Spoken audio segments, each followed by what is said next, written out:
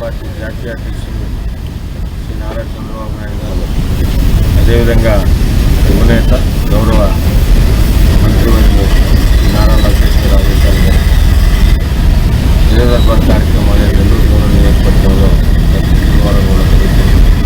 ఆ విధంగానే ఈ వారం కూడా శుక్రవారం కూడా విజయ దర్బార్ కార్యక్రమాన్ని కుటుంబ నాయకులందరూ కలిసి కూడా నెల్లూరు రూరల్ ఎమ్మెల్యే గారి కార్యాలయంలో ముఖ్యంగా ఏదైతే 240 పనులు 27 కోట్ల రూపాయలతో జనవరి 24న మనం శంకుస్థాపన చేసుకున్నాము. శంకుస్థాపన చేసిన రోజే 60 రోజుల్లో పూర్తి చేసి ప్రజలకు అందిస్తామని మాట ఇచ్చాము. ఆ మాట ప్రకారం 22వ తారీఖు మార్చి 22వ తారీఖు ఈ 240 పనులు కూడా ఉదయం 10 గంటలకు నెల్లూరు రూరల్ నియోజకవర్గంలో ఉన్న 26 డివిజన్లు కూడా పండుగ వాతావరణంలో జరగబోతున్నాయి.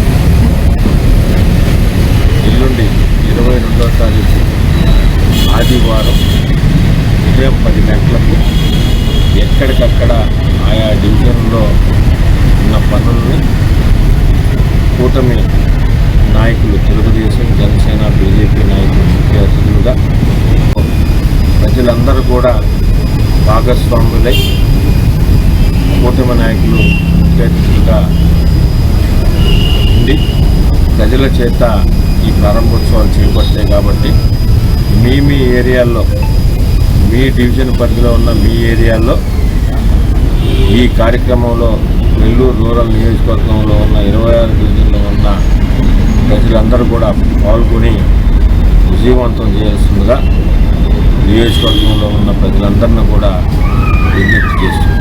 ధన్యవాదాలు. నెల్లూరు రూరల్ కాన్స్టిట్యున్సీ రూరల్ ఆఫీసులో ప్రతి వారం కూడా ప్రతి శుక్రవారం ప్రజా దర్బార్ నిర్వహించడం జరుగుతుంది. ఇందులో ప్రజల తరఫు నుండి వచ్చిన అర్జీలన్నింటినీ కూడా పరిశీలించి ఏ సమస్యలున్నా వెంటనే స్థానిక నాయకుల్ని ఆ ఏరియాకి వెళ్ళి దాన్ని అటెండ్ అయ్యి దాని ఇంపార్టెన్స్ని బట్టి ఇమీడియట్గా రాబోయే నిధుల్లో వాటిని ఇంక్లూడ్ చేయడం కూడా జరుగుతుంది. ఒక్క డెవలప్మెంట్ యాక్టివిటీస్ కాకుండా మిగతా రూరల్ కాన్స్టిట్యున్సీలో ఉన్న అన్ని సమస్యల్ని కూడా